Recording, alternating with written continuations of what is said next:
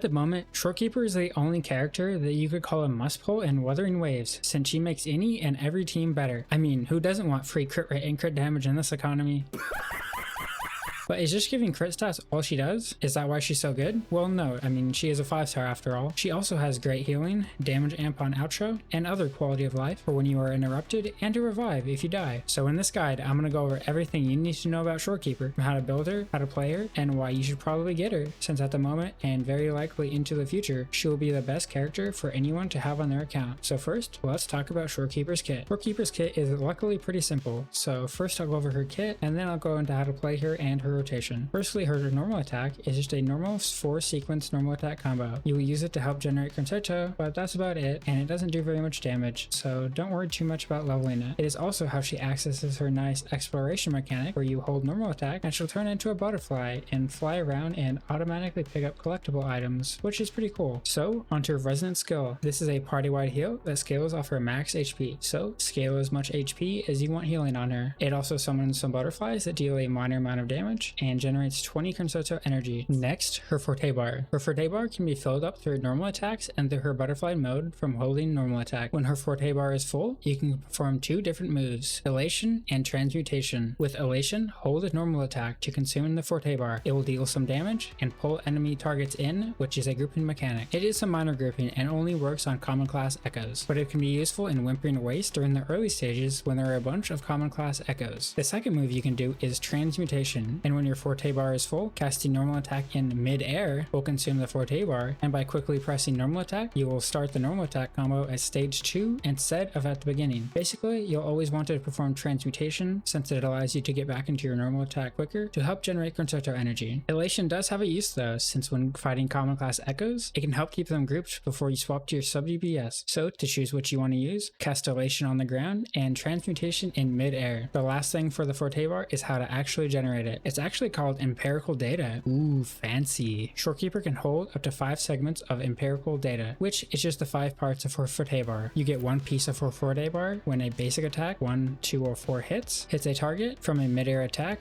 and from a dodge counter, and you'll get 2 pieces when basic attack 3 hits a target. So a full normal attack combo will generate her forte bar. A quick note on generating her forte bar, you will either have to hit the enemy with a normal attack, like with the combo, and you can actually generate it through her butterfly mode. And now for her resonance liberation, and this is the reason you actually pulled for Shorekeeper, since this is where the crit rate and crit damage buffs come from. There are 3 stages to Shorekeeper's ult. The first is when she casts it when she's on field, the second is after she performs an intro skill onto your sub DPS, and then the third is when your sub DPS performs an intro skill onto your main DPS. So what exactly does each stage give? The first stage, which is blue, grants continuous healing for your party for the duration of the liberation every 3 seconds. Next, after Shorekeeper uses her intro into the sub DPS, it will turn purple and grant 12.5% crit rate while you were inside of the liberation, assuming you meet the 250% energy regen requirement, that is. And lastly, when your sub DPS uses intro skill onto your main DPS when within the liberation, it will turn gold and grant 25% crit damage, also assuming you meet the 250% energy regen requirement. And of course, each buff stacks with the previous, so you will have all of those buffs when in the gold one. And of course, each buff stacks with the previous, so when you're in the gold one, you will have the crit rate, the crit damage, and the healing buff. I saved her intro skill for towards the end since there's actually 2 different ways she can perform it. First is Enlightenment, and works as a normal intro skill would, dealing damage, but it also restores HP for the team as she is a support healer. Discernment, however, is a better version and can be activated while the gold ult is still up, and will end the current liberation. It will restore more HP to your team, deal more damage that scales with Shorekeeper's HP than the previous Enlightenment, and it generates double the concerto energy at 20 concerto. I mean, plus it looks way more badass. I mean, Shorekeeper's aura farming with this, or maybe that's just me. Anyways, last is her outro skill, which has a really cool effect. If you are hit or launched in combat, you can hit the dodge button and your character will immediately recover from the interruption, triggering a successful dodge, and this can be triggered 5 times within 30 seconds. seconds. And on top of the great quality of life you get a party-wide 15% damage amplification. A final note is that all of her kit is ready to go when you get her, so leveling it will only increase the healing and the already low amount of personal damage. The most important part of making her kit function is actually in her echoes and getting 250% energy regen for the buffs and 175 resonance cost liberation, but more on that later. So now that we have seen her kit, let's look at how we can shorten her fill time as much as possible and also line up all of her buffs. Firstly, there is the Echo Set Rejuvenating Glows 15% attack buff, Outro Skills 15% damage amp, Resonant Skills crit buffs, and lastly the Forecast Echo 10% attack buff. Now all of these last for 30 seconds except for the Forecast Echoes buff that lasts for 20 seconds, but we aren't going to really worry about that one too much. So what we're going to want to do is line up all of these effects to trigger at the end of her fill time. So we're going to use her Resonant Skill, Echo Skill, and Resonance Liberation at the end of her fill time to maximize their uptime in case something goes wrong later. Skill and Liberation both generate 20 Concerto energy each. Consuming the Forte Bar generates 6 Concerto for both versions, and the Variation Rectifier will generate 8 to 16 Concerto depending on the refinement when you use skill. Her R1 Signature Weapon will generate 8 Concerto in the same way. Lastly, by using Intro Skill Discernment, you will generate 20 Concerto, but that's after her first rotation. Ideally, you will be able to get 2 dodge counters in pretty quickly into her fill time, but sometimes you aren't able to get any since the enemy doesn't attack you for a while and you'll have to rely on normal attacking. So for her rotation, you will first want to do a normal attack combo and generate a full Forte Bar, and then use Elation or Transmutation depending on your enemies. Now you will have to repeat this again if you weren't able to dodge, but if you were, you should be good to go to now cast your Resonant Skill, Echo Skill, and finally Resonance Liberation. And now you can swap onto your sub DPS and continue your rotation. As you can see here, using her Resonant Skill and Resonance Liberation bring her Concerto bar to here, including the 8 Concerto energy from the weapon. So once you get to around here, you're going to be good to go to perform these 2 moves with the Echo Skill, and you're done. It's important to remember this part since the first part of her fill time is all about getting to here by any means of normal attack combo or dodging, depending on the enemy. Don't worry though, once you start playing her, you'll kind of get a feel for it and the timing of it all. You'll just need to think about how to get here through normal attacking and dodging. That's about it for actually playing Shorekeeper on field. If you don't really want to bother with all of that, you can just keep normal attacking until you get there. But now, let's move on to Shorekeeper's build with her echoes, weapons, and teams. Shorekeeper's echoes are really pretty simple. Just run her on Rejuvenating Glow because that's the way her kit works. She always wants to be first in the rotation to proc the intro skills of all the other resonators to upgrade the Resonance Liberation to the final stage. Also note that all of Shorekeeper's healing scales with HP, and her intro skill damage also scales with HP. So she will want a standard 4-3-3-1-1 echo setup with HP percent on the 4 cost, energy regen on the 3 costs, and HP percent on the 1 cost. As mentioned in the kit section, Shorekeeper needs 250% energy regen to max out the Resonance Liberation buff and for her 175 resonance cost liberation. So you will need energy regen on both of the 3 costs. Without her weapon, it's going to be a waste of resources to run an HP percent on one of your 3 costs because you will need some insane energy regen rolls on all of your echoes. I also wouldn't bother with healing bonus on the 4 cost. Onto the substat rolls she'll want. Without her weapon, you will want 4 to 5 energy regen rolls, and this is going to be the most important substat. Next, she will want HP percent to increase her healing and intro skill damage. Crit damage could be nice to increase her intro skill damage since it's guaranteed to crit, but not something you need to go out of your way to build. Focus on getting energy regen on all of your echoes, and some HP percent would be great for more healing. I would say a god piece would have energy regen, HP percent, crit damage, Resonance Liberation damage bonus, and flat HP if you want to really go all out, but energy regen and HP percent is all you really need to go for. For the 4 cost, you will want to run Fallacy of No Return, as that is what was made for her and is still the best for her. It gives her a bonus 10% energy regen, and then team 10% bonus attack for 20 seconds. Spellborn is fine, but you'll be farming Fallacy of No Return anyways for her Ascension materials, so hopefully you'll get an HP percent main stat from that. A quick look at the numbers for getting to the 250% energy regen she needs. She starts with 100% by default. She gets 32 for each 3 cost energy regen echo, and at least 51.8% from a 4-star weapon substat. She also gets 10% from her inherent skill, and that leaves you at 225.8% energy regen. And now you just need 24.2% energy regen from substat rolls. If you do get her weapon, you won't need any energy regen substat rolls, but they're always nice if you want to run an HP percent 3 cost or just some general comfort for always having her liberation. Weapons for Shorekeeper are also very simple. Either get her signature weapon, Variation from Gotcha, the Rectifier number 25, a Huanglong craftable, or the new Call of the Abyss craftable from Renisita. Without an energy regen substat weapon, you won't be able to hit the 250% energy regen needed for her Resonance Liberation, so don't consider anything else. Firstly, what makes her signature so good is that it gives 77% energy regen in the substat, compared to the 51.8 from the other 4-star options, which means you don't need any energy regen substats, which is kind of nice to build her, but it isn't that hard to get the energy regen substat rolls you need. It also increases HP by 10% and restores 8 consortial energy when casting Resonance Liberation, and when casting a resonance skill that heals, increases the team's attack by 14% for 30 seconds, basically doubling the attack she gives the team since it's triggered at the same time as Rejuvenating Glow. The HP increase is good for her healing, but healing isn't really needed in the game very much at the moment, and her healing is already kind of good enough. The 8 consortial energy is great, but R5 variation gives 16, so it's double. I'd say the main reason to get her weapon is for the 77% energy regen and the 14% team attack buff. If you don't really care about all that, you definitely don't need her weapon. Variation is by far her best 4-star option since it gives 16 consortial energy on resonance skill cast. Shorekeeper already has a lot longer of a fill time than Verina, and it's pretty long in general, so generating consortial on Shorekeeper is really important to keep her fill time down. If you can't get the variation, you can craft the Rectifier number 25 from Honglong or the Call of the Abyss from Renacita. They will both cost some resources and time to obtain, but they don't cost any Astrite. I would say the Call of the Abyss is better since it provides healing bonus and that matches Shorekeeper's buffs better, and Rectifier number 25's first effect won't really trigger unless you cut her HP in half for reviving a fallen resonator. 12% attack on normal attacks, I guess, but just go with the Call of the Abyss. It looks better on her anyways. Note of how I decided to test on the screen, but let's get into the clears. Carlotta with a very solid clear. The chamber fits her pretty well since she has great AoE damage with a larger single target hit. She is a 2.x DPS and is very strong in the Tower of Adversity and Whippering Ways. My build for her is still lacking enough crit rate to be able to perform fine without Shorekeeper's crit buff, so goes to show Shorekeeper's value to help pick up where character builds are lacking. Jinchi I feel performs best in single target without multi-wave. In multi-wave it is ideal for her and her team to be able to take out the first wave while only using Jinshi's nuke or liberation, ideally just a liberation. If she has to use both, it'll definitely make her clear time a lot longer. Jinchi I would actually recommend pairing with Verina instead of Shorekeeper. Even though Shorekeeper does increase her damage, I think it's a lot more worthwhile to use Shorekeeper on a team that needs her more to be able to clear. This chamber is ideal for Phoebe with the buffs, so I also tested her on the other side with a relatively similar difficulty. Verina is nice with ideal buffs since they can make up for the damage that Shorekeeper would otherwise provide. Also, she has such a short fill time that it keeps the DPS on the field more often. Phoebe has Spectre Rover, but will probably improve when she gets a limited 5-star teammate, making Shorekeeper less needed. Camellia also tested in the other chamber since the enemies have Havoc resistance, so she went against the single target boss to make up for her being AoE and not being multi-wave. Though I know there's still a single target in the other one, but you know, whatever. Camellia is just really good and uses Shorekeeper very well. They both work for the Black Shores after all. Havoc Rover also went against the Dragon of Dire for the same reason, being Havoc resistance. And after getting the Havoc S6, I'm quite pleased with Havoc Rover's damage, especially as a free character. They didn't feel very constrained to need Shorekeeper's buffs with the 25% crit rate at S6, and got a lot of value from Verina's short fill time. Though Havoc Rover's damage will fall off against harder chambers, and Shorekeeper will be needed for them. So Havoc Rover is an amazing option for the left and right tower, and you can just use your limited DPS in the Hazard Tower. For Zhang Liao, his build is still pretty bad unfortunately. I felt obligated to try him though since he is a limited 5-star and a free one at that, but I don't have any energy regen substat rolls on him, so he doesn't have Resonance Liberation off cooldown, and that's where all of his damage comes from. Yanlin is built, but unfortunately Zhang Liao will still have some work to do on his echoes. Overall though, I did see a better damage and clear time with Shorekeeper compared to the Verina,